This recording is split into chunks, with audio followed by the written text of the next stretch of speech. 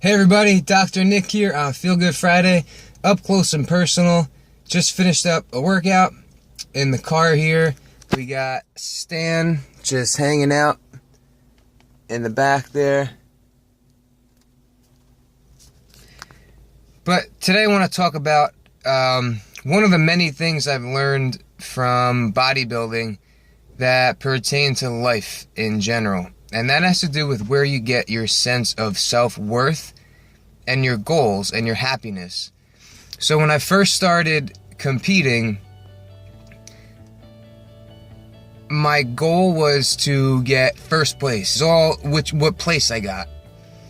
And I started to realize that I was very unhappy after every competition. You know, I didn't place as well as I wanted to, and I've gotten many first places, many second places, but what I realized is that I was improving my physique by leaps and bounds, but I wasn't giving myself any credit because I wasn't placing where I wanted to. And then I realized that the place that you get in a competition has to do with who shows up to the competition, and I have zero control over that. Absolutely no control over it. For example, I could bring the same physique to 5 different competitions and get 5 different placings, all depending on who shows up. If all first-timers show up, I'll get a first place. If all aces show up, I may get a 3rd place. But I could bring the same physique to 5 different shows and get 5 different placings. Once I realized that you can't make that your goal because you have no control over it. So then I started realizing, well, I want to make my own goals and my own sense of self-worth from the changes I make in my own physique. I brought my best physique to one of my last shows, and the guy who I went against was probably the best bodybuilder. He had one of the best physiques I've ever seen in person in my entire life. And I was runner-up to become pro to this guy. But if I brought that physique of mine to my previous shows where the competition was different, maybe I would have become pro and won the whole show. But my best physique was brought to a competition where an ace showed up, and I had no control over that. But that's fine because I know that I attained that best physique. So my sense of self-worth and happiness comes from inside, not from the outside, not from exterior things. You know, you wouldn't set a goal for the week to have every day 70 degrees and sunny because you have no control over it, right? You can't set a goal of good weather because you don't know what the weather's going to be. So how does this pertain to life in general? Where do you get your self-worth from?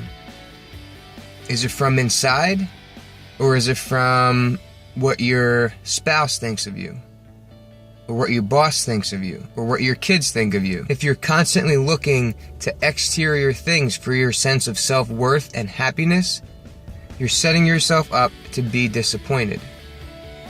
You have to realize your values, your goals, what's true to you, follow them. And it doesn't matter what anyone else thinks of you. Your sense of self-worth is going to be how consistently you live your life to your own values and goals. That doesn't mean you push your loved ones out of your life and don't care what anyone thinks of you, but your sense of self-worth comes from inside. If your sense of self-worth is dependent on these exterior things that are constantly changing, then you're going to be changing who you are to try to meet these different things and try to get satisfaction from them. So you're going to spend your life climbing this ladder, all your time, all your energy to climb this ladder, to get the satisfaction one step at a time up this ladder. But then one day you're going to realize this ladder is leaning against the wrong wall because you've been chasing this satisfaction from all of these inconsistent things that aren't true to yourself. Something you could do to make sure that that ladder is up against the right wall and that every day you're living to your true values is imagine your funeral. Imagine your parents reading a paragraph about you and about your life. Imagine your kids. If you don't have kids, imagine your kids in the future. Imagine your coworkers. Imagine your friends. Imagine anyone you come in contact with. Imagine them reading a paragraph about your life.